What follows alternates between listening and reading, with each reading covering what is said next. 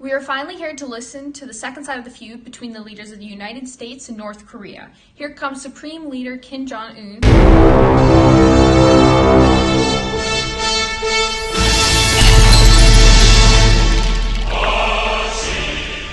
How are you? Araw-araw maganda ang aking buhay. Can you please sit, sir? Maraming salamat. Should we have an interpreter?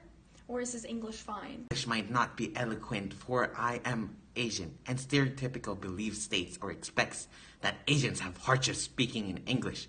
However, I myself can speak in English. As the Supreme Leader of North Korea, what are your opinions about Donald Trump and his insults towards your country? Well, he's just a rich dotard and mentally deranged human-sized cheese puff who's bored out of his life because he cannot do anything with those tiny hands. Trump calling me Little Rocket Man is just a false statement. Where's the camera? Come close. No, not that close. Go back. You know there's little reports saying that I broke my ankles because of my weight? So stop saying I'm little. The only little thing are your cheese puff hands.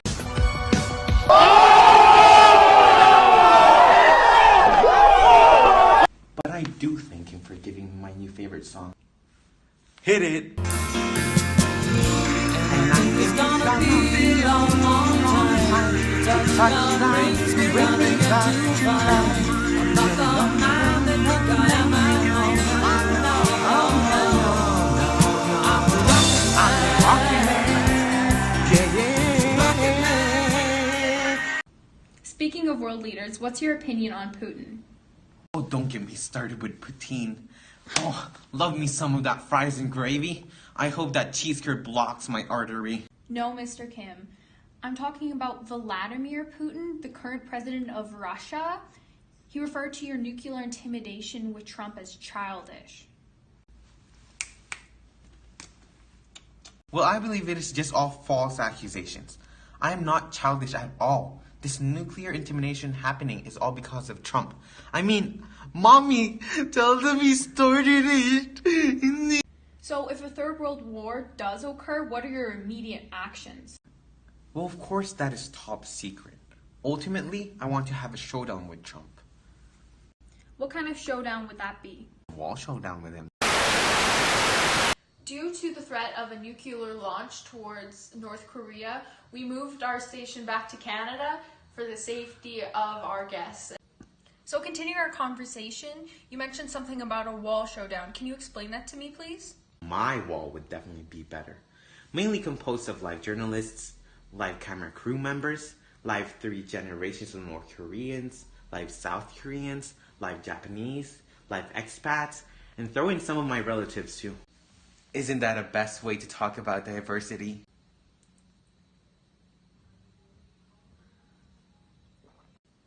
So, Mr. Kim, what are your views on the current diplomatic attempt between your country and the United States?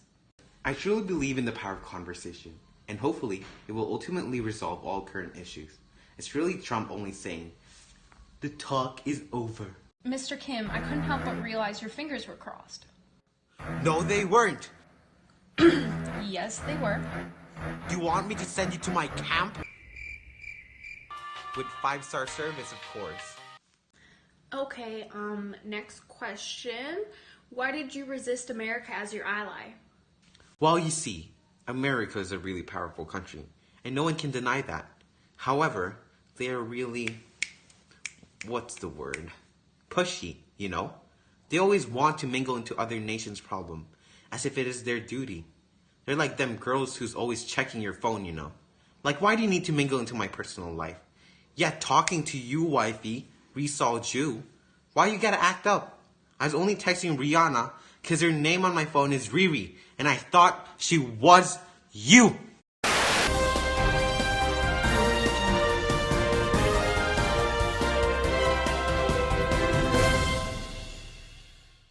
Well, Kim Jong-Un had a heart attack today at 3:15 p.m. Well, in doing an interview with a reporter named Rebecca Chiquita. You know, Rebecca Chiquita. Rebecca Chiquita.